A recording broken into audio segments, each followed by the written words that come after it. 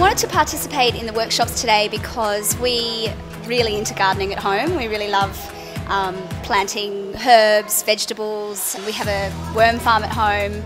So the kids love getting involved in anything like that. So whenever I have the opportunity to encourage that, I do. I think it's very important for kids to learn about plants and nature, especially with what's happening right now, with everything, with all the global warming. It's very important for this generation to be educated as much as possible, where their food comes from, where everything comes from.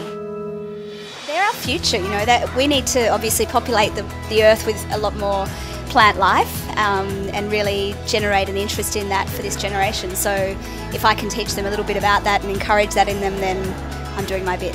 Stick some flowers and some plants in, and I also coloured in the cartoons. Learned that most stuff comes from a plant. I had lots of fun today.